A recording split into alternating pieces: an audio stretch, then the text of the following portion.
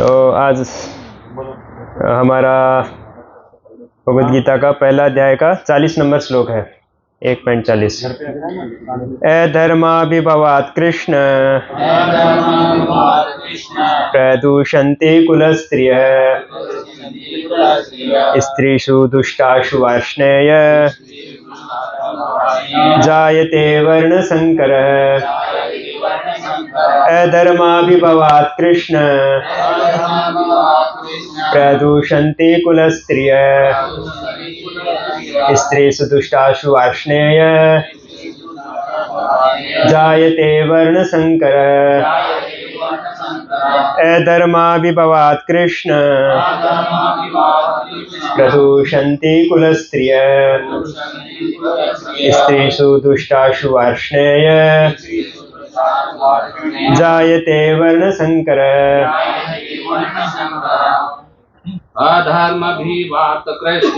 अधर्माभिभवात् कृष्ण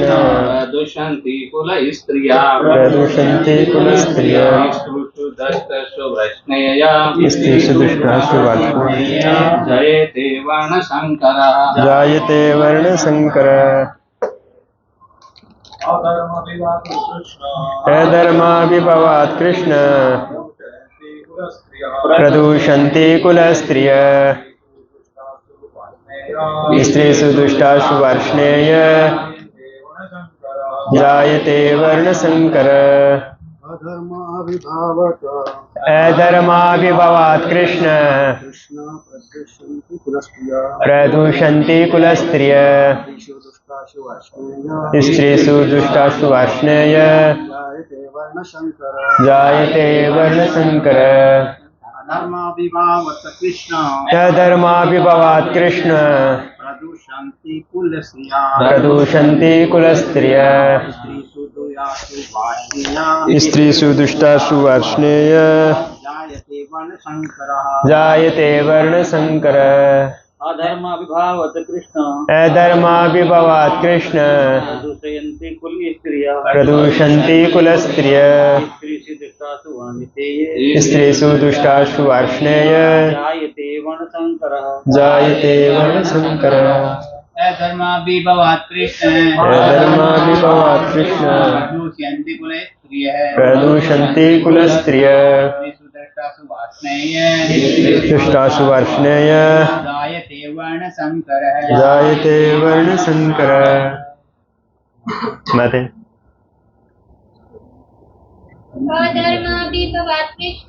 अधर्माभिभवात् कृष्ण प्रदूषन्ति कुलस्त्रियः स्त्रीषु दुष्टासु वार्ष्णेय जायते वर्णसंकरः। अधर्माभिभवात् कृष्ण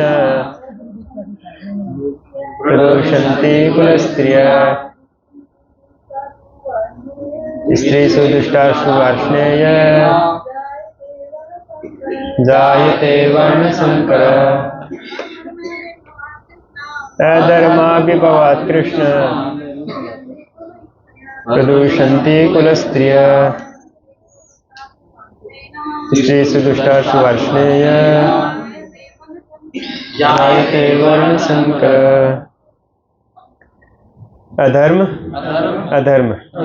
अभिभवात् प्रमुख होने से कृष्ण हे कृष्ण प्रदूषन्ति दूषित हो जाते हैं कुलस्त्रिय कुल की स्त्रियां स्त्रीषु स्त्रीत्व के दुष्टासु दूषित होने से वार्ष्णेय हे वृष्णिवंशी जायते उत्पन्न होती है वर्णसंकर अवांछित संतान।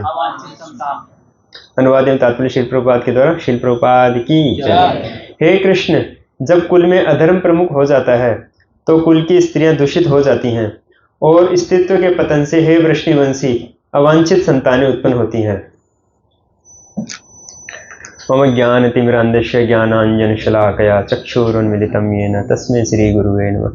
श्रीचैतन्यमनोभीष्टं स्थापितं येन भूतले स्वयं रूपकदा मह्यं ददाति स्वपदान्तिकं।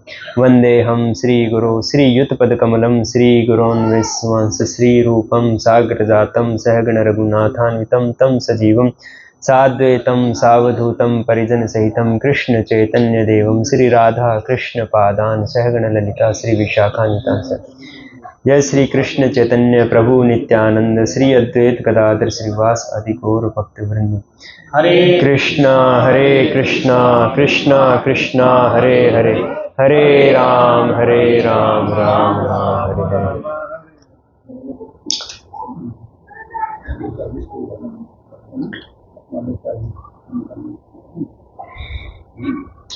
तो अभी शायद 2-3 संडे बाद में प्रोग्राम हो रहा है। तो ये पिछले अध्याय में उनका था जो भयहरि प्रभु का था शायद। ये क्या नाम उनका? अपने जो शिक्षा गुरु महाप्रभु जी गए थे क्या? तो इसमें बताया कि अर्जुन बोल रहे हैं भगवान कृष्ण को, जब वो मोहित हो गए थे अपने सेना के बीच में रथ स्थापित किया था, फिर भगवान को ने कहा कि देखो ये तुम्हारे परिजन है, ये मामा है, ये गुरुजन है, ये चाचा है। तो इन सबको देख के अर्जुन मोहित हो गए थे। फिर अर्जुन घबरा गए और उनको पसीने आ गए और रोंगटे खड़े हो गए और उनको काफ़ी डिप्रेशन जैसा हो गया उनको। तो वो समझ नहीं पा रहे थे कि युद्ध करना मेरे लिए सही है कि गलत है। तो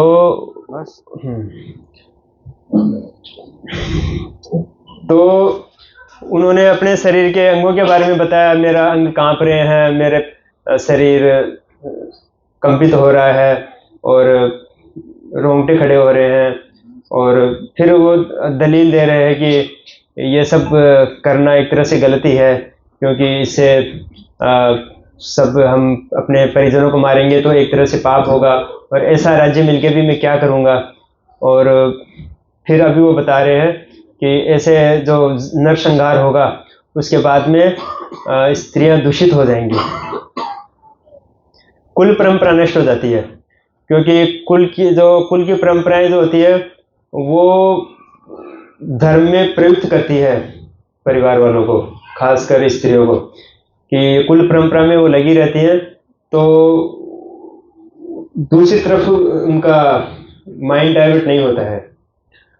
और उसकी रक्षा कौन करते हैं? पुरखे, जो परिवार के जो बुजुर्ग लोग होते हैं, तो वो लोग कुल परंपरा को पालन करवाने में वो आगे रहते हैं, वो आगे प्रेरणा देते हैं, बताते हैं कि हमारे कुल की परंपरा से। तो ये सब चीज़ें नष्ट हो जाएंगी तो जनसंख्या वर्ण संकर संतानें पैदा होंगी, क्योंकि जहाँ धर्म नहीं है वहाँ अधर्म से बच्चे पैदा होंगे। कोई राजा नहीं रहेगा, कोई राजा, पहले क्या होते थे कि राजा पूरी प्रजा को धर्म का पालन करवाने की अपनी जिम्मेदारी समझते थे। वो खाली कर लेने के लिए नहीं होते थे कि कर ले लिया और सब काम बस नकी हो गया।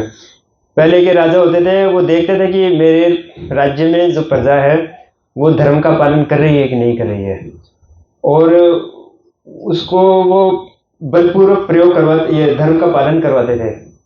जैसे हम देखते हैं कि अम्बरीश महाराज के समय में अम्बरीश महाराज स्वयं प्रजा के कल्याण के लिए एकादशी का व्रत रखे थे, और पूरी नागरिकों को भी उन्होंने आदेश दिया था। तो वहाँ के सब लोग एकादशी का पालन करते थे। तो तभी वो राजा होना चाहिए। हम बोलते हैं ना कि भागवत में श्लोक आता है कि माता ने सशात, पिता ने सशात, गुरु ने सशात, जननी ने माता आ गया। और जो अपने आश्रितों को भगवान के धाम ले जाने के लिए योग्य नहीं है, उसको ये नहीं बनना चाहिए, उसको माता पिता नहीं बनना चाहिए, उसको गुरु नहीं बनना चाहिए, और उसको किसी प्रकार का वो जिम्मेदारी नहीं लेना चाहिए, क्योंकि वो उसके आश्रित है। हमारी जो हिंदू संस्कृति है, जो सनातन संस्कृति है, तो सनातन संस्कृति में 16 संस्कार का विधान दिया गया है। 16 संस्कार एक तो जन्म के पहले हो जाते हैं, जिसको हम गर्भाधान संस्कार बोलते हैं, और एक मृत्यु के पश्चात होता है, जिसको हम अंतिम संस्कार बोलते हैं। तो ये ऐसा डिजाइन किया है, ऐसा बड़ी वैज्ञानिक पद्धति से इसको 16 संस्कार किए हैं, ताकि मनुष्य जीवन में जो भी परिवर्तन आते हैं समय समय पे, जब उसका अन्न खाने का समय होता है तो अन्नप्राशन संस्कार किया जाता है, जिसमें किसी भी वरिष्ठ पारिवारिक सदस्य या पवित्र आत्मा गुरुजन, तो उनके हाथ से वो पहला मुंह में अन्न दिलाया जाता है बच्चे को। और मुंडन संस्कार होते हैं, और जात कर्म संस्कार है, कर्ण वेदन, पुंसवन, अनेक तरह के संस्कार हैं। विवाह संस्कार है और नामकरण है, तो ये, और दीक्षा संस्कार है, नाम दीक्षा, फिर ब्राह्मण दीक्षा। ये संस्कार क्रमशः एक ही कार्य है इन सबका, कि हमारा सत्व शुद्ध होए। शुद्धम वसुदेव शब्दितम, शुद्धम विशुद्धम वसुदेव शुद्ध। तो हम जैसे जैसे शुद्ध होते जाएंगे, क्योंकि जन्म से सभी लोग शूद्र हैं, जन्मना जायते शूद्र संस्कारा द्विजभेद। तो ये जो 16 संस्कार है, संस्कार यानी शुद्धिकरण की एक प्रक्रिया है, तो ये हमारे अंतःकरण को शुद्ध करती है, और जो मनुष्य जीवन में जो मोड़ आते हैं, परिवर्तन होते हैं, तो उनको एक सही दिशा देती है। तो इनका सबका एक ही उद्देश्य है कि हम भगवान के धाम जाएं, भगवान की शरण प्राप्त करें, इस भौतिक जगत के चक्कर से हम निकलें और भगवान के धाम जाएं। इन सब का मुख्य उद्देश्य एक ही होता है। तो ये सनातन संस्कृति में से 16 संस्कारों का डिजाइन है। तो अगर कोई राजा ये सब कार्य करने के लिए प्रेरित नहीं कर रहा अपनी प्रजा को, तो वो राजा को अपराध लगता है। कोई भी प्रजा अपराध करती है तो उसका 1/6 हिस्सा, ऐसा कुछ बताया है शास्त्र में, उसको राजा को लगता है, तो वो फर्क पड़ता है।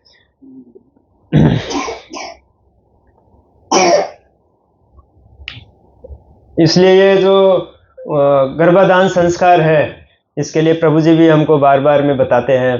तो ये वैष्णवों के लिए तो बहुत ही ज़्यादा महत्वपूर्ण है, क्योंकि जो गर्भ में जो हम संतान आ रही है, तो वो भगवान के योजना में हम सहयोग कर रहे हैं। एक तरह से उस संतान को हम जन्म दे रहे हैं, और उसको भगवान के धाम में ले जाने के लिए हम तैयार करना है हमको, तब हमको उस संतान को जन्म देना चाहिए। वो उतना, और उसके लिए इतना हमारा चेतना हमारी शुद्ध होनी चाहिए, ताकि वो हम ऐसी संतान को आकर्षित कर सके, शुद्ध संतान को, शुद्ध सत्वगुणी जीवात्मा को हम आकर्षित कर सके। क्योंकि जब गर्भाधान होता है, तो पति पत्नी की जैसी चेतना होती है, उस हिसाब से वो जीवात्मा गर्भ में प्रवेश करती है। ये बहुत बड़ा विज्ञान है, जो आजकल के वैज्ञानिकों को पता नहीं है। तो सभी लोग इसको एक इंद्रिय तृप्ति के लिए इसको संपन्न करते हैं, परंतु ये इंद्रिय तृप्ति के लिए नहीं होता है। हालांकि इसमें इंद्रिय तृप्ति मिलती है, परंतु इसका मुख्य उद्देश्य है, फर्स्ट प्रायोरिटी है कि हम ऐसे संतान को जन्म दें ताकि वो भगवान की प्राप्ति कर सके। जैसे भागवतम में भी अनेक उदाहरण हम देखते हैं कि परीक्षित महाराज, जो प्रहलाद महाराज थे, तो अपनी माता कयाधु के जब गर्भ में थे, तो नारद मुनि ने उनको उपदेश दिया था, तो वो कितने शुद्ध भक्त हुए। और अभिमन्यु का हम देखते हैं, उनकी माता जो उत्तरा थी, अभिमन्यु की माता जो सुभद्रा थी, तो अर्जुन ने उनको चक्रव्यूह भेदने की शिक्षा दी थी। तो जितना उन्होंने सुना और फिर वो सो गई थी, तो उतना उनको स्मरण रहा। तो ये सब आजकल क्या होते हैं, और भी अनेक उदाहरण आते हैं भागवतम में, और भी अनेक उदाहरण आते हैं। तो आजकल क्या होते हैं कि सब मोबाइल, गर्भावस्था के दौरान माताएं लोग क्या करती है, मोबाइल में व्हाट्सएप, फेसबुक, इंस्टाग्राम, तो वो बच्चे क्या करते हैं फिर जन्म लेने के बाद में, फिर वो उनसे आकर्षित होते हैं। उनको बच्चों को आजकल 2-3 साल के बच्चे को अगर मोबाइल नहीं देंगे तो वो छटपटा जाता है और घर को उठा लेता है, एकदम खाना नहीं खाएगा, तोड़ फोड़ करेगा। तो ये संस्कार का फर्क पड़ता है। तो इसलिए माता पिता को संयम से रहना चाहिए, और जैसे बताते हैं कि 50-50 माला करनी चाहिए पहले, तो इतनी चेतना शुद्ध हो जाएगी। फिर वैष्णव का आशीर्वाद लेना चाहिए, फिर ये संतान को जन्म देने का कार्य करना चाहिए। ये हमारे सुख लेने के लिए नहीं है। अगर हम सुख लेने के लिए ये सब कर रहे हैं तो हम इसका बड़ा दुख भोगना पड़ता है, क्योंकि कोई भी सुख लेते हैं ना तो थोड़े समय के लिए सुख मिलता है, परंतु उसका परिणाम बहुत लंबा होता है।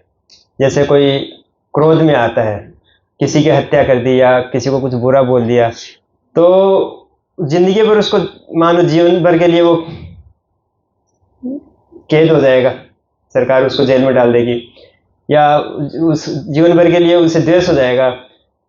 और कोई पाप क्यों होते हैं? काम, क्रोध और लोभ, मेन मुख्य चीज यही है।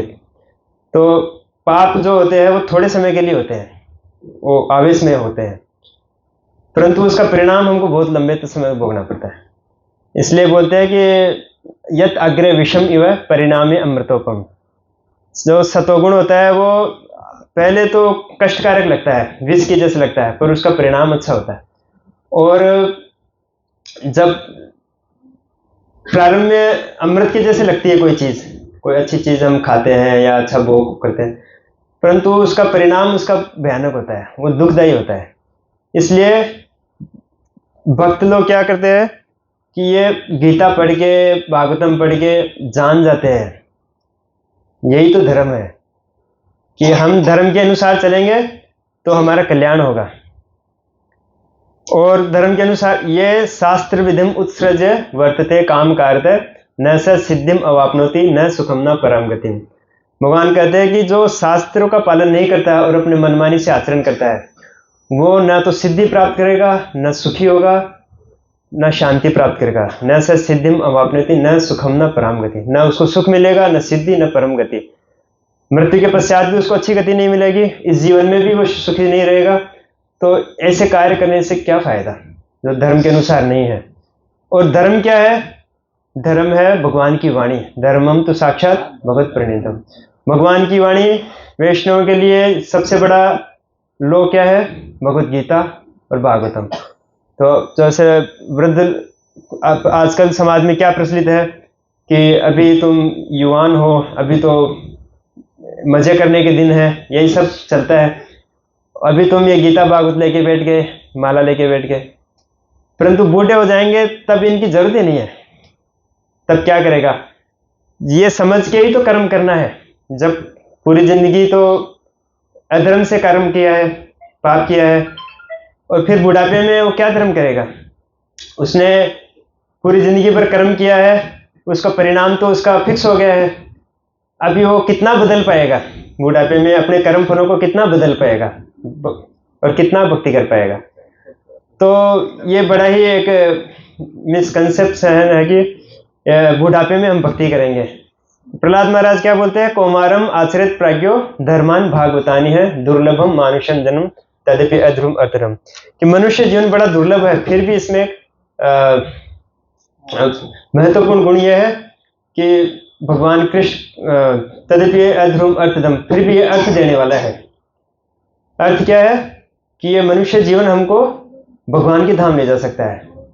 84 लाख योनि में अनेक योनियां हैं, पेड़ पौधे, पशु पक्षी, कीड़े मकोड़े, तो ये सब जीवन पसार करके मनुष्य योनि मिलती है। नरदेह आद्यम सुलभम सुदुर्लभम, ये सुदुर्लभम है। फिर अगर इस मनुष्य जीवन में भी हम भगवान की भक्ति नहीं करते हैं, भगवान के नहीं समझते हैं, भगवान के गीता भागवतम नहीं पढ़ते हैं, तो फिर वो आत्महत्या करे एक तरह से। न तैरत से आत्मा। अगर ये सब प्राप्त होने के बाद भी नहीं उसका सदुपयोग कर रहे हैं मनुष्य जीवन का, तो मनुष्य जीवन में ऐसा है कि पशु और पक्षी ये सब दूसरी योनियां हैं मनुष्य के अलावा, उसमें वो भोग योनियां है। भोग योनि में क्या होता है, उसमें कोई कर्म का फल नहीं लगता है, ना तो वो कोई बहुत ज्यादा पाप करेगा, ना कोई बहुत ज्यादा पुण्य करेगा। कोई भी पशु देखा है कि कोई मर्यादा से बाहर घुस गया है? ज्यादा से ज्यादा क्या करेगा वो? हम कोई जानवर को रोटी देते हैं तो ज्यादा से ज्यादा सींग दिखा देगा। अच्छी गाय होगी तो वो सींग नहीं दिखाएगी, वो गुस्से वाली गाय होगी तो वो सींग दिखा देगी। या कोई कुत्ता होगा तो वो काट लेगा, ज्यादा से ज्यादा भौंकेगा। वो और ज्यादा पाप नहीं कर सकता है, और उसको कोई पाप का फल भी नहीं लगता है, क्योंकि उसमें चेतना नहीं है पाप और पुण्य करने की, विवेक नहीं है। तो वो भोग योनियां है, वो एक मर्यादा में उसको जीवन पसार कर लेते हैं। वो जब भूख लगती है तो उनको भोजन चाहिए, नींद आती है तो सो जाते हैं, और इंद्र तृप्ति करनी है तो इंद्र तृप्ति करते हैं। आहार, निद्रा, भय, मैथुनम। तो यही कार्य अगर हम मनुष्य योनि में भी करते रहेंगे तो हम उनसे अच्छे नहीं हैं। तो आहार, निद्रा, भय, मैथुनम च समान एतत् पशुभिर नराणाम धर्मो भी एको अधिको विशेषो धर्महीन पशुभिर नराणाम। अगर मनुष्य जीवन में धर्म का पालन नहीं है तो मनुष्य में पशु में कोई ज्यादा अंतर नहीं है। इसलिए धर्म क्या है, भगवान क्या कहना चाहते हैं शास्त्र में, वो हमको समझना है। उसके अनुसार हम समझेंगे ही नहीं तो हम क्या आचरण करेंगे? समझेंगे, सीखेंगे। इसीलिए तो बोलते हैं कि सत्संग सत्य का संग है। वो सत्संग में आने का इतना महत्व है कि बिनु सत्संग विवेक न होई, राम कृपा बिनु सुलभ न सोई। सत्संग में आना भी भगवान की कृपा है, और सत्संग में आने से ही विवेक होगा। हम बहुत बुद्धिमान हो सकते हैं, परंतु विवेक अर्थ का अलग है। विवेक का अर्थ है सही और गलत की पहचान। आज हमको सही और गलत की पहचान नहीं है। क्या मनमानी रूप से सब लोग अपना जीवन पसार कर रहे हैं, जिसको जो अच्छा लगता है वो कर रहा है। तो हम तात्पर्य पढ़ते हैं थोड़ा। जीवन में शांति, सुख तथा आध्यात्मिक उन्नति का मुख्य सिद्धांत मानव समाज में अच्छी संतान का होना है। तो ये पहले के जमाने में संतान की उत्पत्ति के लिए बहुत विवेक रखते थे, बहुत चिंता करते थे, कैसी संतान होगी, उसका कैसे पालन होगा, उसको कैसे संस्कार दिए जाएंगे। तो उसके लिए बहुत प्रयास होता था। आज की जैसे नहीं है कि संतान तो कम करते हैं और गलत तरीके से करते हैं। पहले संतान खूब होती थी पर वो सही तरीके से होती थी, तो सब समाज अच्छा चलता था, वर्णाश्रम धर्म का पालन होता था, ज्यादा संतान भी बोझ नहीं होती थी परिवार पे। परंतु आज तो एक दो ही भारी पड़ जाती है। तो वो समाज का ढांचा ऐसा बन गया है वर्णाश्रम धर्म का कि कोई सोच भी नहीं सकता वर्णाश्रम धर्म क्या होता है। वर्णाश्रम किस चिड़िया का नाम है? ये तो हम भक्ति में आए, हमको पता है, लेकिन किसी को पता नहीं वर्णाश्रम किस चिड़िया का नाम है। वर्णाश्रम धर्म के नियम इस प्रकार बनाए गए थे कि राज्य तथा जाति की आध्यात्मिक उन्नति के लिए समाज में अच्छी संतान उत्पन्न हो। ऐसी संतान समाज में स्त्री के सतीत्व और उसकी निष्ठा पर निर्भर करती है। प्रभुपाद जी क्या बोले कि संतान का मुख्य आधार है स्त्री पे, उसकी माता पे निर्भर करता है। उसका सतीत्व कैसा है, वो स्त्री को अपने पति के प्रति पूर्ण निष्ठा रखनी चाहिए, और सतीत्व और उसकी निष्ठा पर निर्भर करती है। तो इसलिए अर्जुन चिंता कर रहे हैं कि अगर कोई रक्षा करने वाला नहीं होगा, पुरखे सब चले जाएंगे, सब मरकट जाएंगे, राजा कोई होगा नहीं, तो ये धर्म परंपराएं नष्ट हो जाएंगी और स्त्रियां दूषित हो जाएंगी, और ऐसी दूषित स्त्रियों से वर्ण संकर संतानें पैदा होंगी। और जो वर्ण संकर संतानें होती है वो समाज के लिए खतरा हो, बहुत ज्यादा खतरा होती है। वो समाज में अपराध और पाप ही फैलाते हैं। आज हम देखते हैं कि आज के जो राजा, पहले के जो राजा होते थे तो वो ऋषि के जैसे होते थे, राजर्षि कहलाते थे। तो गीता में 4थे अध्याय में आता है कि स काले नेह महता योगो नष्ट इमं विवस्वते योगम प्रोक्तवान अहम अव्ययम विवस्वान मनवे प्राहु मनोरिक्ष्वा के वृत एवं परंपरा प्राप्तिम इमं राजर्षयो विदु। कि ये राजर्षियों को ये परंपरा चली थी जो मैंने ज्ञान दिया था सूर्यदेव विवस्वान को। तो बहुत बड़े बड़े राजा होते थे और ऋषि के जैसे उनका आचरण होता था, भगवान के बहुत बड़े भक्त होते थे। हम भागवत में देखते हैं प्रहलाद महाराज, भरत महाराज, ऋषभदेव और परीक्षित महाराज, ये सब, युधिष्ठिर महाराज, ये भगवान के बहुत बड़े भक्त होते थे और भक्ति में सबको, प्रजा को लगाते थे। और आजकल कि सब जो भी वर्ण संकर हैं, हम देखते हैं जो भी वर्ण संकर संतानें हैं, वो जैसे तैसे करके सत्ता पे अधिकार जमा लेते हैं और पाप करते हैं, पाप को प्रोत्साहित करते हैं। जो धर्म के जो 4 सिद्धांत हैं, धर्म के 4 सिद्धांत क्या है? सत्य, सोच, तप और दया या दान। तो ये धर्म के जो 4 सिद्धांत हैं, तो उनको ही तोड़ने में लगे हुए वो सब राजा लोग, और पहले के राजा उनका पालन करवाते थे। तो ये सब 4 सिद्धांत कैसे टूटते हैं? जो 4 नियम है जो हमको दीक्षा में गुरु महाराज वचन भरवाते हैं कि मांस नहीं खाना, शराब नहीं पीना, व्यभिचार नहीं करना और जुआ नहीं खेलना। तो ये चारों अपराध से 4 सिद्धांत टूटते हैं धर्म के। इसलिए सबसे पहले ये 4 वचन भरवाते हैं, क्योंकि कोई जब तक पाप करना बंद नहीं करेगा तब तक वो भगवान की भक्ति नहीं कर सकता है। दोनों चीज साथ में नहीं हो सकती है। जैसे गाल फुलाना और हंसना दोनों एक साथ नहीं हो सकता है। तो एक स्टोरी आती है इसमें, जैसे एक मैंने कहीं पढ़ी थी, तो एक जगह पे एक गाय के सींग फंस गए कहीं पे, उसका मुंह और सींग ऐसे फंस गए, कोई दीवार या कोई लोहे के एंगल कुछ था उसके अंदर, ऐसे फंस गए कि वो निकल नहीं पा रहे। बहुत टाइम हो गया, वो बड़े प्रयास कर रही है, काफ़ी लोग भी इकट्ठे हो गए और वो निकालने का प्रयास करे, वो निकल नहीं रहे, वो गाय फंसी हुई है, तड़फ रही है। तो काफ़ी भीड़ इकट्ठी हो गई। फिर लोग बोले कि क्या करें क्या करें। तो फिर एक जो व्यक्ति था, एक लड़का था, युवा लड़का, तो उसने कहा कि गाय के सींग को काट दो और सींग काट के निकालो।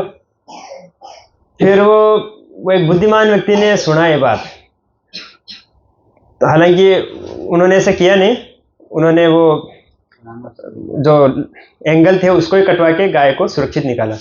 फिर उसके मन में डाउट हुआ कि ये लड़का ऐसा बोल नहीं सकता, हिंदू धर्म का अगर कोई व्यक्ति है तो ऐसा बोल नहीं सकता। वो व्यक्ति, गाय के प्रति उसके स्वाभाविक एक श्रद्धा होती है, तो माता मानते हैं हम लोग।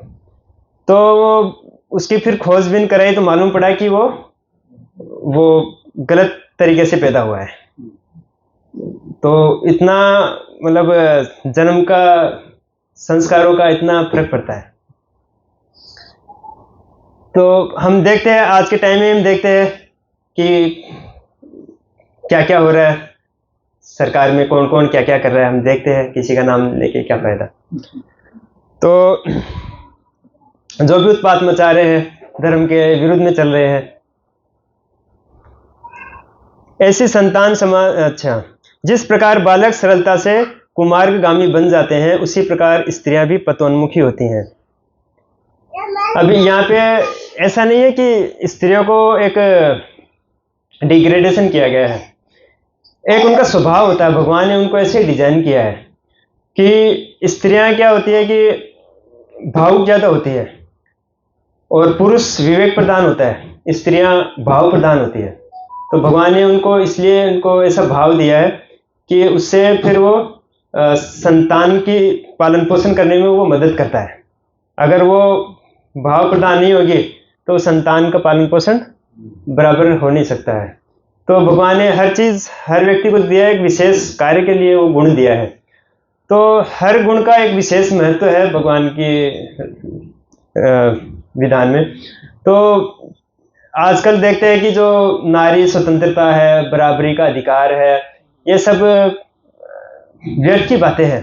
वो उनको ये शास्त्रों का नॉलेज, ज्ञान नहीं है, विवेक नहीं है, इसलिए वो बाहरी रूप से देखते हैं कि हम इनकी बराबरी करेंगे, हम इनको इनसे पीछे नहीं रहेंगे और हर चीज में होड़ करते हैं ऐसा। तो ये विवेक से नहीं है। इसीलिए तो गुरु महाराज ने ये पुस्तक लिखी थी, आज की नारी कल की संस्कृति। उसमें जगह जगह पे बताया है कि एक स्त्री जो पुरुष के अधीन रह के और अपने पति को सर्वे सर्वा मानकर उसकी सेवा करती है। स्त्री का सबसे बड़ा गुण क्या होता है? पतिव्रता। तो प्रभु जी ने बताया था कि स्त्री का सबसे बड़ा गुण होता है पतिव्रता और पुरुष का सबसे बड़ा गुण होता है ब्रह्मचर्य। तो अगर पुरुष संयम से रहता है, भगवान का भक्त है और स्त्री उसकी पत्नी पति की सेवा में लगी हुई है, तो वो सबसे अच्छा आदर्श उदाहरण है वो। तो यही करके वो भगवान को पा सकते हैं। स्त्री को ज़्यादा छूट देते हैं हम लोग। आजकल तो परिवार वाले ही बोलते हैं कि आगे बढ़ो, नौकरी करो, बाहर पढ़ो। तो ये सब चीज़ें से क्या होता है कि सभी लोग तो जो जहाँ पे वो काम करती है तो उस स्त्री को वो जो काम करती है उसको माता रूप में नहीं देखेंगे, वो ना कोई बहन रूप में देखेंगे। तो पुरुष में एक स्वाभाविक स्वभाव होता है शोषण करने का, तो वो कहीं ना कहीं उसका असर, उसका प्रभाव पड़े बिना रहता नहीं है। हर व्यक्ति एक इसीलिए तो बोलते हैं कि स्त्रियों को बाहर नहीं निकलना चाहिए। हम देखते हैं पुराने जो वैदिक संस्कृति में जब चैतन्य महाप्रभु हुए थे, जब उनका प्राकट्य हुआ था, तो उनका जब जो संस्कार हो रहे थे, तो सीता ठाकुरानी जो अद्वैत आचार्य की पत्नी थी, तो वो पालकी में आई थी, उनको कोई देख नहीं सकता था। आजकल के टाइम में ऐसा संभव नहीं है, परंतु इतना उनको सुरक्षा दी जाती थी। स्त्रियों को ऐसे खुलेआम नहीं घूमने दिया जाता था। तो और भी हम भागवत में देखते हैं, जब भगवान द्वारिका से जा रहे हैं, हस्तिनापुर से जा रहे हैं या द्वारिका में आ रहे हैं, तो स्त्रियां छत पे जाके भगवान का दर्शन करती थी, पुरुष लोग नीचे से करते थे। तो ऐसा नहीं है कि उनको कोई प्रतिबंध लगाया जा रहा है। अब जैसे कोई प्रधानमंत्री है या राष्ट्रपति है, तो उनके सुरक्षा क्यों है, सुरक्षा क्यों दी जाती है? क्या वो कमज़ोर है, वो इसलिए दी जा रही है? नहीं, वो एक महत्वपूर्ण पद पे है, वो पद की महिमा है। स्त्रियों को भी सुरक्षा इसलिए दी जाती है क्योंकि उनका महत्व समाज में बहुत ज़्यादा है, महत्वपूर्ण पद पे है, वो एक महत्वपूर्ण जिम्मेदारी है उनकी, सतीत्व है। हम देखते हैं कि सत्यवान और सावित्री की एक कथा आती है कि सत्यवान जब काल के प्रभाव से यमराज के वहाँ चले गए थे, तो उनकी पत्नी जो पतिव्रता थी बहुत ज़्यादा, सावित्री, तो उन्होंने यमराज को भी मजबूर कर दिया, यमराज के वहाँ से अपने पति को वापस लेके आई। वो अपने सतीत्व के बल पे उन्होंने कहा कि ये सूर्योदय नहीं होने दूंगी मैं, ऐसा कुछ कहानी आती है। तो स्त्री का सबसे बड़ा गुण पति के अलावा किसी को किसी की तरफ आंख उठा के भी नहीं देखते हैं। इतना वो शक्ति, सतीत्व की इतनी शक्ति होती है कि देवताओं को भी मजबूर कर देते हैं वो। अब जैसे अत्रि अनसुईया ने ब्रह्मा, विष्णु और महेश तीनों को अपना बच्चा बना लिया था अपने सतीत्व के बल पे। तो ये साधारण नहीं है सतीत्व का बल।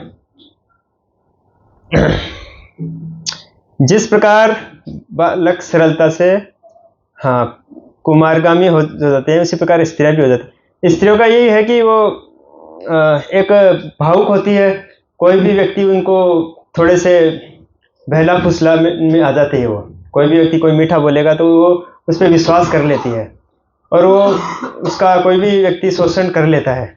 इसलिए उनका संरक्षण आवश्यक है।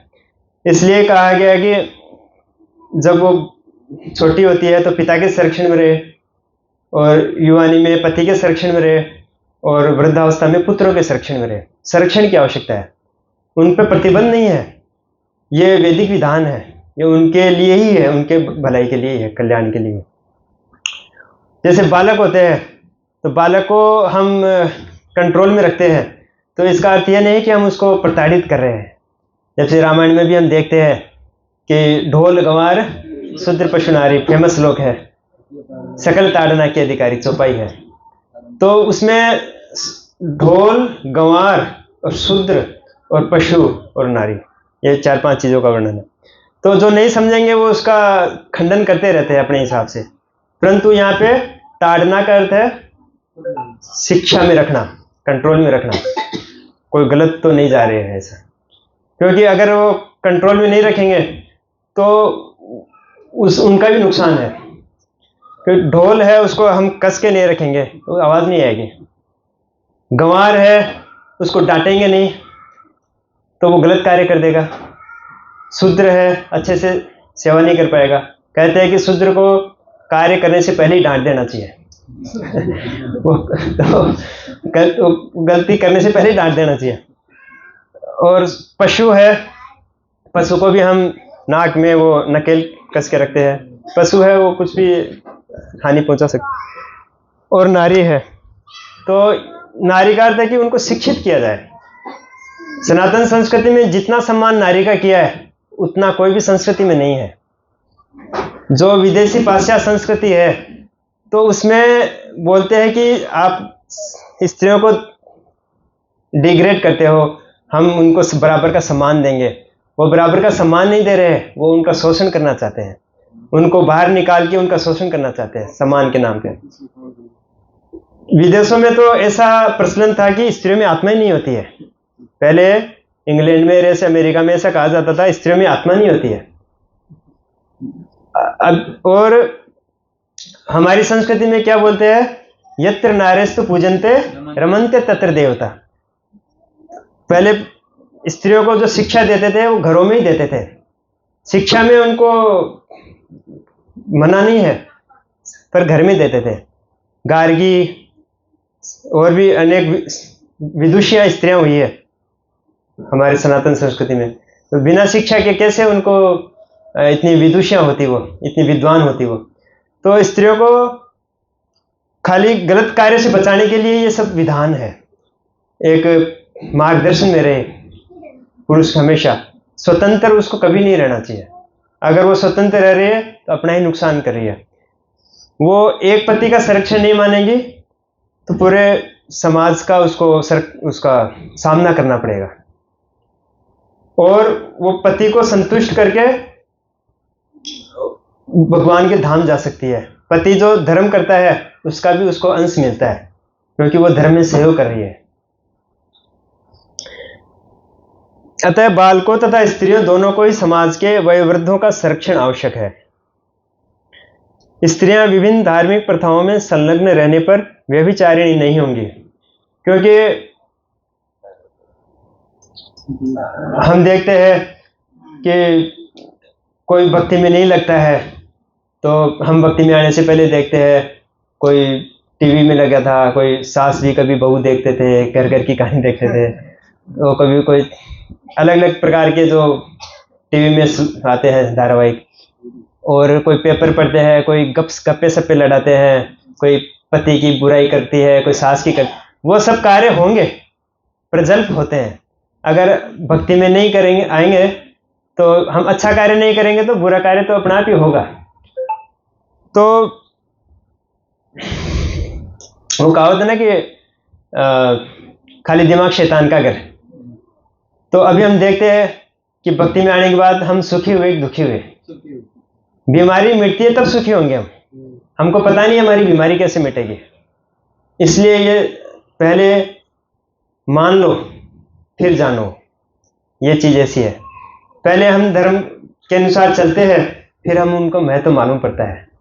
अगर हम पहले बोलेंगे कि पहले मेरे को सब सिखा दो, मेरे को विश्वास होगा तो फिर मैं करूँगा, नहीं, पहले हमको जो हमारे शिक्षा गुरु हैं, दीक्षा गुरु हैं, हमारे जो आचार्य हैं, बड़े पुरखे हैं, और धर्मशास्त्र है, गुरु साधु शास्त्र के अनुसार हम चलेंगे तब हम उसका महत्व मालूम पड़ेगा हमको कि हमने क्या पाया है और हम किन चीज़ों से बचे हैं।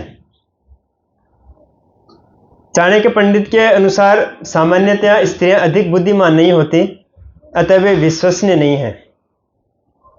ये एक स्वभाव है, इसमें वो नहीं है कि किसी का। अब जैसे गीता में और भी एक श्लोक आते हैं कि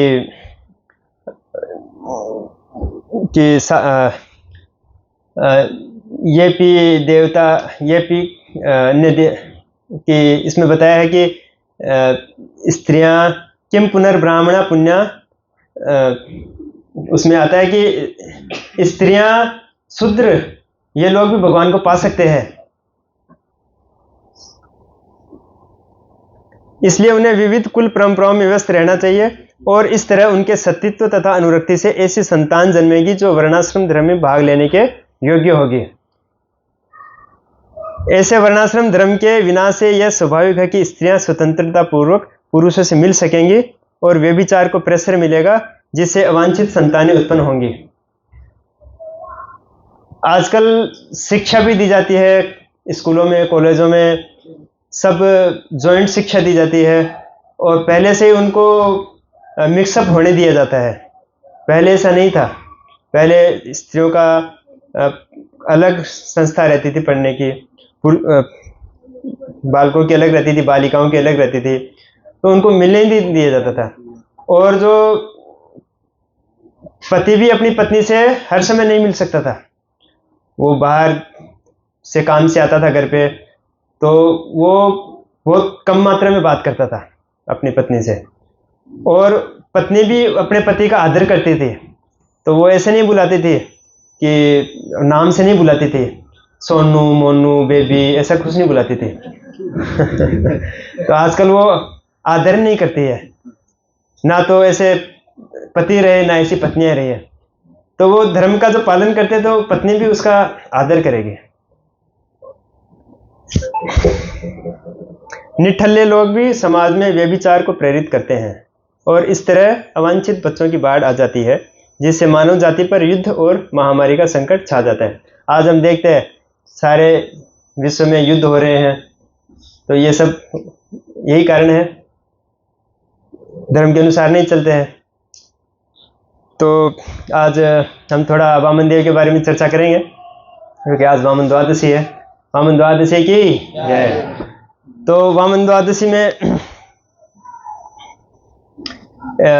ऐसा है कि 8वां स्कंद है भागवतम का, उसमें जो कम से कम 18-20 अध्याय, 5वें अध्याय से लेके 23 अध्याय तक, वो सारे एक ही प्रसंग को लेके चल रहे हैं। उसमें देवासुर संग्राम के बारे में है, उसमें ही ये वामन देव की कथा आती है।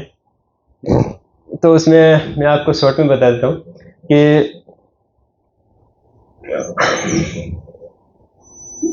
एक बार क्या हुआ था कि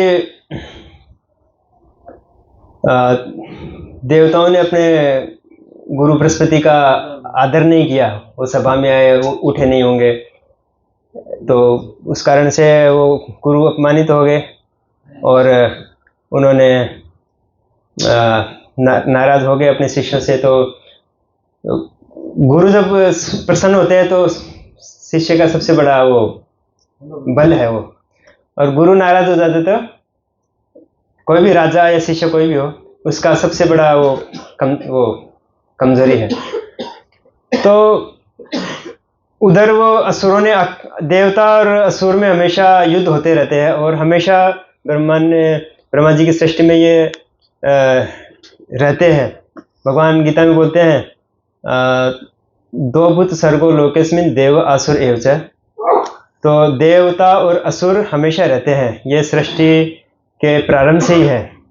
जब हम देखते हैं कि पहले असुर लोग कम होते थे, हिरण्याक्ष है, हिरण्यकशिपु है, रावण है, कुंभकर्ण है, कंस, तो जैसे जैसे कलयुग आता है वैसे असुर बढ़ते जा रहे हैं।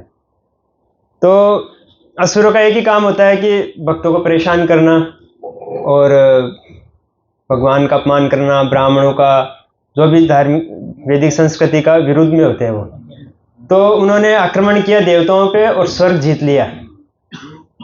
तो वो देवता लोग गुरु के पास गए, तो गुरु ने कहा कि ब्रह्मा जी के पास कहीं गए, तो उन्होंने कहा कि आप अभी वहाँ से निकल जाओ, अभी आप उनको जीत नहीं सकते हैं। तो वो फिर बड़े दुखी थे और फिर ब्रह्मा जी उनको भगवान के पास लेके गए। तो भगवान क्षीरोत्कर्षाय विष्णु जब क्षीर सागर पे, उन्होंने कहा कि आप असुरों से संधि कीजिए और श्वेत जो क्षीर सागर है उसका मंथन कीजिए, उसमें से अमृत निकलेगा, तो वो अमृत आप पीना, उसकी मैं व्यवस्था करूँगा, उससे आप असुरों को जीत सकते हैं। ऐसा करके उन्होंने समुद्र मंथन में लगा दिया। जब हम देखते हैं समुद्र मंथन में वो बड़ी कथा आती है, कैसे भगवान वो मंदराचल पर्वत को लेके गए, भगवान ही वो तो लेके गए असुरों से, देवताओं से तो वो चल नहीं रहा था, फिर भगवान ही कच्छप बन के उसको धारण किए, अजित बन के उस पर बैठे, फिर अनेक प्रकार के, हाँ हाँ, और अनेक प्रकार की उसमें से पहले विष निकला, फिर कई प्रकार की वस्तुएं निकली, फिर अमृत जब निकला, धन्वंतरी भगवान प्रकट हुए अमृत का कलश लेके, फिर जब अमृत निकला तो वापस फिर एक समस्या आ गई, फिर असुरों में छीना झपटी हो गई, असुर तो लेके भाग ही गए उसको, देवताओं के हाथ में तो आया ही नहीं। तो अब फिर असुरों में झगड़ा होने लग गया, पहले मैं पीऊँगा, पहले मैं पीऊँगा। फिर भगवान ने वापस एक मोहिनी रूप अवतार लिया, फिर उनको मोहित करके उनसे पात्र लिया, फिर उनको पिलाया देवताओं को छल करके। तो भगवान तो छल करने में इतने होशियार है, उनको कोई जीत नहीं सकता है। तो असुरों को जब ये सब कार्यक्रम पूरा हो गया, तो असुरों को तो बड़ा ऐसा बोले कि हमको कोई छल करके चला गया, वो हक्के बक्के रह गए। जिस चीज़ के लिए हमने प्रयास किया वो चीज़ तो हमको मिली नहीं, और हमको धोखा हो गया हमारे साथ, बड़ा उनमें आक्रोश था। फिर उन्होंने गुरु की आराधना की और वापस शक्तिशाली हुए, और फिर उन्होंने वापस स्वर्ग पे आक्रमण किया। तो सेनापति बनाया ये बलि महाराज को। तो बलि महाराज, जो बलि महाराज कौन थे? प्रहलाद महाराज के पोते थे। वो प्रहलाद के पुत्र विरोचन, विरोचन के पुत्र बलि। तो वो हालांकि वो असुर कुल में उत्पन्न हुए, पर वो भगवान के बहुत बड़े भक्त थे। भगवान ये नहीं देखते वो कौन से कुल में हुआ है, वो भगवान की भक्ति कर रहा है, भगवान का भक्त है, तो भगवान उस पर कृपा करते हैं। तो उन्होंने वापस स्वर्ग पे अधिकार जमा लिया, और वापस उनको स्वर्ग से भागना पड़ा देवताओं को। तो वापस वो छिप गए इधर उधर, और उन्होंने स्वर्ग पे नहीं, पूरे पृथ्वी लोक के, ब्रह्मांड के जो 14 लोक हैं, ऊपर के लोक, पृथ्वी और अधोलोक, तीनों पे 14 लोकों पे कब्जा कर लिया। और देवता लोग, अदिति, देवताओं की माता कौन थी? अदिति। तो अदिति बड़ी दुखी थी अपने पुत्र का ये हाल देख के। तो अदिति ने जब कश्यप मुनि आए, तो अपने साधना करके या समाधि से, तो उनको सामने ये निवेदन रखा कि मेरे पुत्रों को रक्षा करने के लिए, असुरों का वध करने के लिए मुझे ऐसा पुत्र चाहिए जो ये सब असुरों का वध कर देवे, मेरे पुत्रों की रक्षा करे। तो उनको काफ़ी समझाया, फिर वो बोले कि नहीं मेरे को चाहिए। तो उन्होंने कहा कि ठीक है, मैं एक ऐसे व्रत की विधि बताता हूँ, कश्यप मुनि ने कहा, तो उसको करने से भगवान विष्णु प्रसन्न होंगे और तुम उनसे जो चाहे वरदान मांग सकती हो। तो उन्होंने पयोव्रत नाम का व्रत 12 दिन चलने वाला बताया, जिसमें दूध का सेवन किया जाता है और बड़े सावधानी से किया जाता है, शुद्धता से। तो ऐसा व्रत करके अदिति माता भगवान को प्रसन्न करने में सफल हुई, और भगवान ने उनको दर्शन दिए और कहा कि मैं तुम्हारी मनोकांक्षा जानता हूँ, तुम क्या चाहती हो, तो मैं ही पुत्र बनके, तुम्हारा पुत्र बनके आऊँगा, भगवान ने कहा। परंतु ये बात तुम किसी को कहना मत, क्योंकि अगर कोई बात राज खुल जाता है तो वो कार्य सफल होने में बाधा आ जाती है। ये बात किसी को बताना मत, और अपने पति की खूब सेवा करना। तो ऐसा बोल के वो चले गए, अंतर्ध्यान हो गए। फिर अदिति माता अपने पति कश्यप के पास गई और उनकी बड़ी सेवा करने लगी। तो कश्यप मुनि देखे तो ये तो बड़ा चमत्कार हो रहा है, पहले तो इतनी सेवा नहीं होती थी। तो आजकल तो बड़ा ध्यान रखा जा रहा है, तो सामने से पूछा जा रहा है, छोटी छोटी चीज़ों के बारे में पूछा जा रहा है। तो वो तो जानती थी वो भाई भगवान आने वाले हैं, और कहा था बताना भी मत, तो उन्होंने बताया भी नहीं। तो भगवान कश्यप मुनि के हृदय में आए, और फिर अदिति से प्रकट होके वामन देव के रूप में प्रकट हुए। तो वामन देव जब एक बटुक ब्रह्मचारी के रूप में आए, वो वामन का अर्थ होता है कि वो ठिगना, तो वो उनका जैसे कोई 20 साल का व्यक्ति हो और वो 10 साल की जितनी उम्र हो, ऐसा 10, 12, 15 साल की उम्र जितने थे वो, और बटुक ब्रह्मचारी का वेश था जैसे एक गुरुकुल में पढ़ने वाले ब्रह्मचारी होते हैं, भिक्षा मांग के खाते, ऐसा रूप उन्होंने, बड़ा ही सुंदर और दिव्य और तेजोमय रूप था भगवान वामन देव का। और जैसे ही वो प्रकट हुए तो सारे देवी देवता उनकी स्तुति करने के लिए वहां पे आए और सबने उनको कुछ न कुछ भेंट प्रदान किए। सूर्य, चंद्र, वरुण, अदिति, कश्यप, इंद्र और भी ब्रह्मांड के बड़े बड़े देवता लोग हैं, ऋषि मुनि हैं, सभी आए थे और सबने कुछ न कुछ भेंटें दिए। किसी ने छत्र दिया, किसी ने कमंडल दिया, किसी ने भिक्षा का पात्र दिया, किसी ने जनेऊ दिया, किसी ने माला दी, किसी ने मृगचर्म दिया, किसी ने ऊपर का वस्त्र दिया, ऐसे करके उनको पूरा तरह से सुसज्जित कर दिया।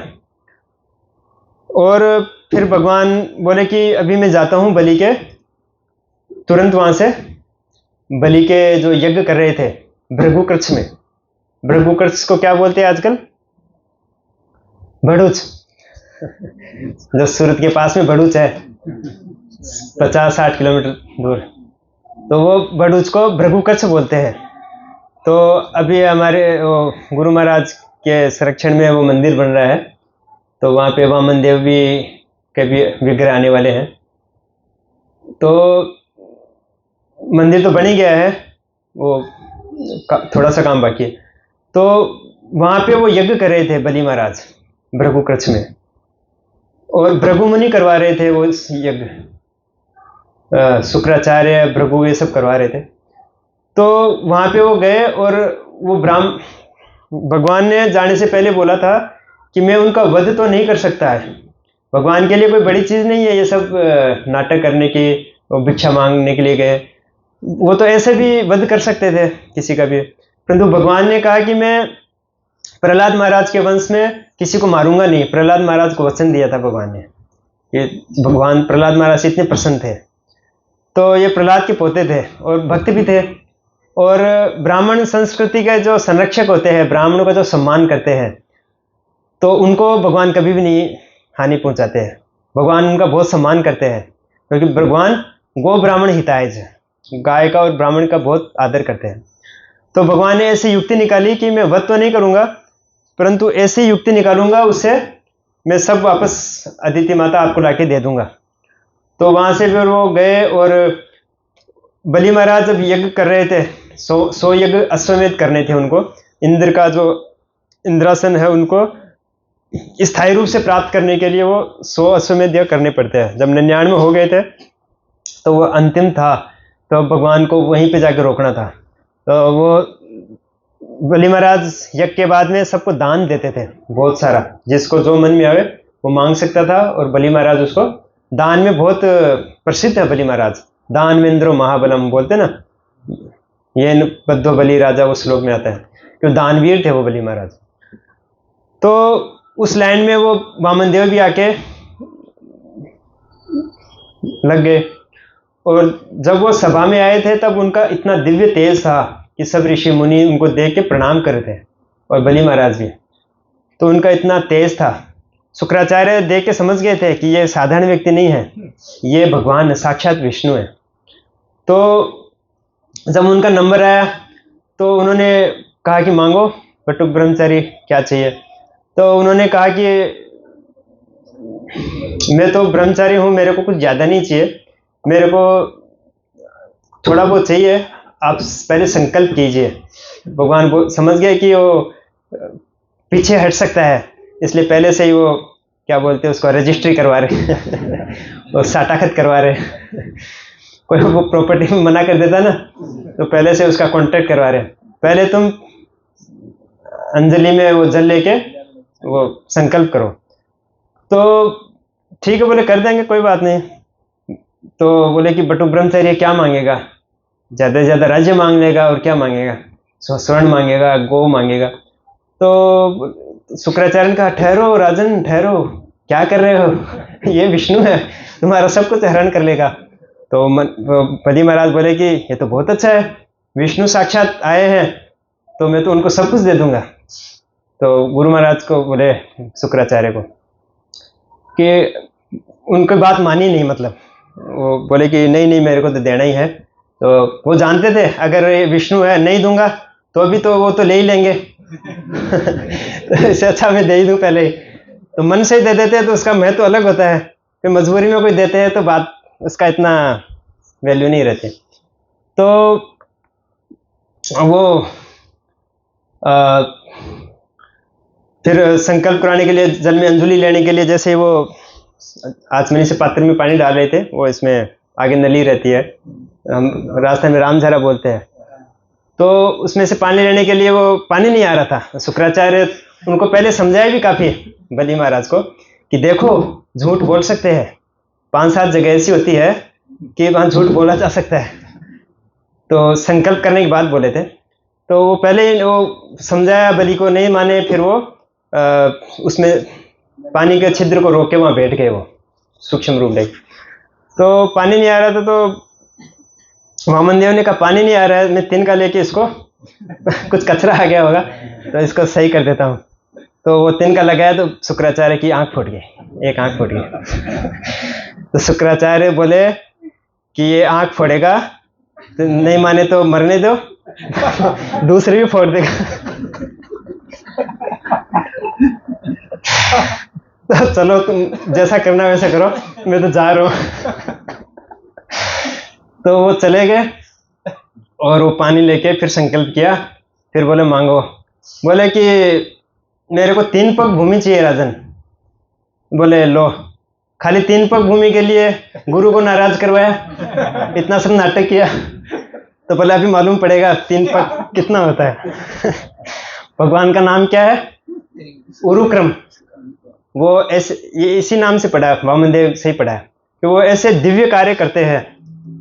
उरुक्रम है ना, अद्भुत कार्य करने वाले। तो फिर बोले कि ठीक है नाप 3 पग भूमि ले लो। फिर बोले कि पहले ऐसा बोला कि आपने 3 पग भूमि क्या, तुम छोटे बच्चे की बुद्धि, जैसे बच्चे हो वैसी बुद्धि है तुम्हारी क्या, तुम में सोना दे सकता था, चाहे जितना स्वर्ण का पहाड़ दे सकता था, गाय हजारों गाय दे सकता था, राज्य दे सकता था, सुंदर स्त्री दे सकता था विवाह करना हो, परंतु तुमने क्या मांगा है। तो बोले कि देखो राजन, अगर एक ब्राह्मण का धन होता है संतुष्टि, अगर वो संतुष्ट नहीं है थोड़े से तो उसको पूरा संसार का राज्य भी दे देंगे ना, सारी सुख सुविधाएं दे देंगे तो भी वो संतुष्ट नहीं होगा। तो उसको काफ़ी ज्ञान दिया। फिर बोले कि ठीक है नाप लो। तो उन्होंने इतना बड़ा आकार किया कि पूरे ब्रह्मांड तक भगवान का आकार फैल गया। और पहला पग तो अधोलोक को नाप लिया, पृथ्वी के नीचे जो 7 लोक हैं। दूसरा पग फैला के पृथ्वी के ऊपर के जो, पृथ्वी से लेके ऊपर के जो 6 लोक हैं, वे 7 लोकों को वे पैर फैला के भगवान ने, तो ब्रह्मांड के जो आवरण है, ब्रह्मांड के ऊपर आवरण होते हैं, तो उसको वहां तक भगवान के पैर चले गए और उसको भगवान का नाखून लग गया आवरण को, तो वो आवरण में छेद हो गया और वो छेद जो कारण सागर है उसका जल ब्रह्मांड में प्रवेश कर गया। और ब्रह्मा जी ने जो भगवान के चरण से स्पर्श हुआ वो जल है अपने कमंडल में रखा और अपने सर पे छिड़का पूरे, और वो जल गंगा कहलाती है, जो गंगा नदी है। और भी गंगा की कहानी आती है कि भागीरथ ने लाए थे, परंतु यह भी एक है कि भगवान के चरण से वो छू के आया है जल, तो वो सबको पवित्र, पूरे ब्रह्मांड को पवित्र करने वाला जल है। तो फिर तीसरा पग बोले कि अभी मैं कहाँ रखूँ, अभी तो तुम बोल रहे थे कि मेरे को बच्चा बता रहे थे, अभी बताओ कहाँ रखूँ ये अभी। तो बोले कि वो मन ही मन में बलि महाराज ऐसे दुखी नहीं हुए और अफसोस भी नहीं कर रहे थे कि मैंने ऐसा क्यों किया, ये क्यों ले लिया, और ना क्रोध आ रहा था उनको, वो अंदर से खुश थे कि भगवान को दे रहा हूँ मैं। तो आचार्य कहते हैं कि ये आत्मनिवेदन जो 9 श्रवण कीर्तन विष्णु वो होता है ना, 9 भक्ति की 9 विधि, उसमें जो आखिरी है आत्मनिवेदनम, श्रवणम कीर्तनम विष्णु स्मरणम पाद सेवनम अर्चनम वंदनम दास्यम सख्यम आत्मनिवेदन। तो आत्मनिवेदन के जो आचार्य हैं वो बलि महाराज, तो उन्होंने सब समर्पण, सब कुछ समर्पण कर दिया। जो बड़े बड़े युद्ध करके देवताओं को हरा के पूरा ब्रह्मांड को राज्य लिया था, हथियाया था, वो भगवान को एक झटके में उन्होंने समर्पित कर दिया। फिर वो भगवान बोले तीसरा पग बताओ कहाँ रखूं, तो वो अपना सर आगे कर दिया, भगवान अब ये सर बचा है इस पे रख दीजिए। तो भगवान ने उसको छू के और उसको बंदी बना के और सबके सामने, तो बड़े ऐसा सब राजपाट भी छिन गया और सबके सामने अपमानित भी हुए।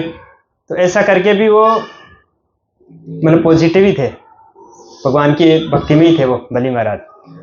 तो भगवान उनका समर्पण देख के इतने खुश हुए, इतने प्रसन्न हो गए कि उन्होंने सुतल लोक का राज्य दे दिया। भगवान को ने, भगवान के लिए ब्रह्मांड सब राई के दाने के बराबर है, हजारों ब्रह्मांड है, भगवान को कोई जरूरत नहीं है। भगवान खाली ये एक कार्य से कई कार्य करते हैं।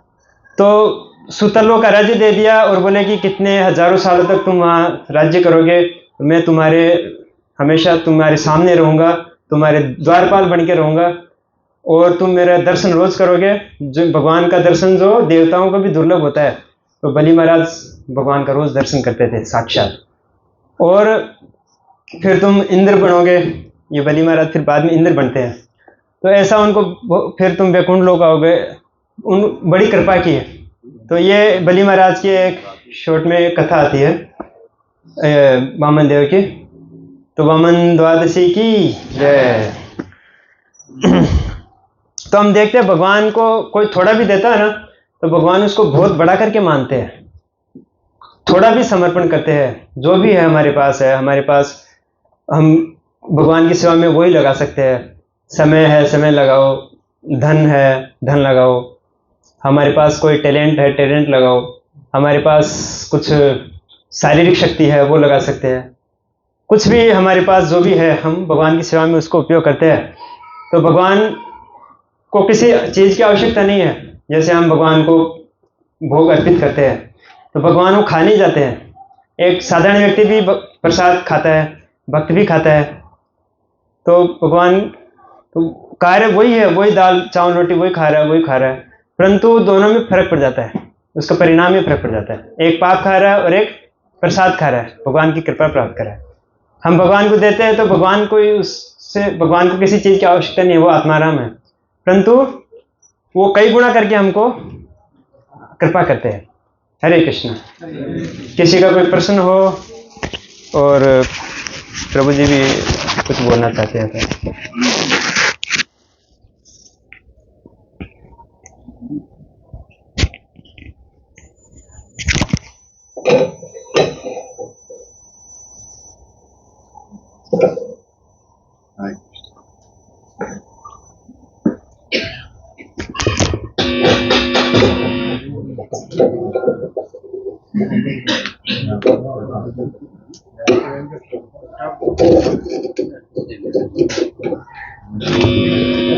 हरे कृष्ण। बहुत सुंदर प्रवचन दिया। मैं तो थोड़ा लेट आया, लेकिन सदर्शन को हमने बहुत अच्छा बताया कि स्त्रियों की सुरक्षा कितनी आवश्यक है। और आए दिन देखते हैं कितनी घटनाएं हो रही हैं जिसमें स्त्रियों के प्रति अत्याचार हो रहे हैं, गलत कार्य हो रहे हैं। इसलिए हम समझ सकते हैं कि हमें बड़ा सावधान रहना पड़ेगा। जिनके विशेष रूप से जिनकी लड़कियां हैं उनको देखना चाहिए कि हमारे बच्चियों की शादी जल्द से जल्द हो जाए, क्योंकि समय दिन प्रतिदिन और ख़राब आता जा रहा है, स्थितियां बिगड़ रही है। और जैसा प्रभु जी ने बताया कि जैसे प्रधानमंत्री है उसको सुरक्षा इसलिए दी जाती है क्योंकि उसकी पदवी बहुत विशेष है। उसी प्रकार से स्त्रियों का जो स्थान है बहुत ही विशेष स्थान होता है, इसलिए उनको सुरक्षा दी जाती है। तो ये बहुत ही जटिल प्रश्न है। आजकल देखा जा रहा है कि ज़्यादातर कोई भी परिवार होता है, कोई भी जाति होती है, उसमें लड़कियां दिन पर दिन, पहले हमारे समय में 20-21 साल में लड़कियों की शादी हो जाया करती थी। जब आज से 20-25 साल पुरानी बात बता रहा हूँ, उससे पहले 17-18 का उम्र चलती थी, फिर 20-22 हुई, अब शायद मेरे हिसाब से 27-28 हो गई है ना। धीरे धीरे धीरे ये बढ़ रहा है। तो ये बहुत ही स्थिति, भगवान की भक्ति की तो आगे की बात है, लेकिन एक अच्छी सुखमय और शांतिमय समाज के लिए भी ये स्थिति अच्छी नहीं है। तो बहुत ही अच्छा बताया इसमें किस प्रकार से स्त्रियां दूषित होती है, संतानें खराब आती है और पूरा समाज जो है अशांत हो जाता है। तो गीता जी का बहुत ही सुंदर श्लोक का प्रवचन दिया प्रभु जी ने। और दूसरा वामन द्वादशी है आज। वामन द्वादशी पे बलि महाराज की जो महिमा है, इतने महान भक्त हुए है ना। 8.22.29.30 8वें स्कंद के 22वें अध्याय के 29वें 30वें श्लोक में हम पढ़ सकते हैं बलि महाराज के साथ क्या नहीं हुआ। हाँ, बलि महाराज के साथ इस श्लोक में हम पढ़ेंगे तो उसमें बताया है कि बलि महाराज सभी अपने धन से च्युत हो गए। पूरे ब्रह्मांड का धन था उनके पास, धन से रिक्त हो गए, पहला। दूसरा, वो पूरे ब्रह्मांड के राजा थे, राजा की स्थिति से वो पतन हो गया उनका। तीसरा, वो उनको शत्रुओं ने मतलब देवताओं ने हरा दिया। चौथा, देवताओं ने उन्हें गिरफ्तार कर दिया। पांचवा, वो अपने परिवार वालों के द्वारा तिरस्कृत हुए और परिवार वालों ने उन्हें छोड़ दिया। छठा, उन्हें नागपाश से बांध दिया। और सातवां, गुरु के द्वारा तिरस्कृत हुए और श्रापित हुए। इतना सब होने के बाद भी वो अपने सत्य से विचलित नहीं हुए, है ना। और भगवान ने भी बहुत ज्यादा बलि महाराज को, पूरा हम पढ़ेंगे तो भगवान ने भी इस प्रकार के छल भरे शब्द कहे, जो छल धर्म का थोड़ा सा वर्णन किया कि कैसे ना कैसे बलि महाराज हिल जाए, लेकिन बलि महाराज हिले नहीं, है ना। तो भगवान अपने भक्तों को शक्ति देते हैं।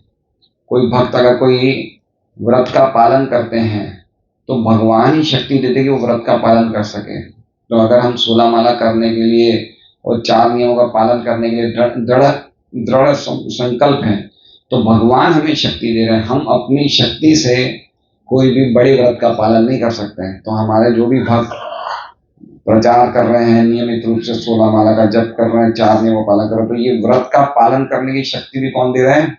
भगवान दे रहे हैं। और कोई जीवन में कष्ट आता है तो कष्ट में कैसे सहनशील बनना, वो शक्ति भी भगवान दे रहे हैं। तो ये बलि महाराज के दृष्टांत से हमें पता चलेगा कि इतने महान भक्त थे बलि महाराज। तीसरा पॉइंट ये है कि कुछ भक्तों की ग्लोरिफिकेशन बाकी रह गया था। सौदिक प्रभु ने मुझे कहा कि 5 भक्तों का ग्लोरिफिकेशन ये बोलना चाहते थे पिछले रविवार, लेकिन वो बोल नहीं पाए, इस बार बोलना चाहते हैं। तो आप सौदिक प्रभु बोलना चाहते हैं? सुरेश जी आप हैं? आज भी नहीं बोलेंगे? तो आपने बोला था ना सौदिक प्रभु आप बुलवाएंगे उन्हें, हैं? लेकिन वो तैयार कहाँ है? और कौन कौन सौदिक प्रभु? एक मनुसूद प्रभु, आप भी नहीं? रामतीर्थ जी, सौदिक प्रभु, गोपाल प्रभु, 3। सदस्य प्रभु, अच्छा 3 जने। ये माताओं में कोई बोलना चाहेंगे? कोई नहीं है? ठीक है, तो आप 3 बोल सकते हैं। सौदिक प्रभु पहले आप बोलिए। 3 जनों का ग्लोरिफिकेशन सुनने के बाद फिर हम लोग प्रसाद लेंगे। तिरुपति दर्शन जो करने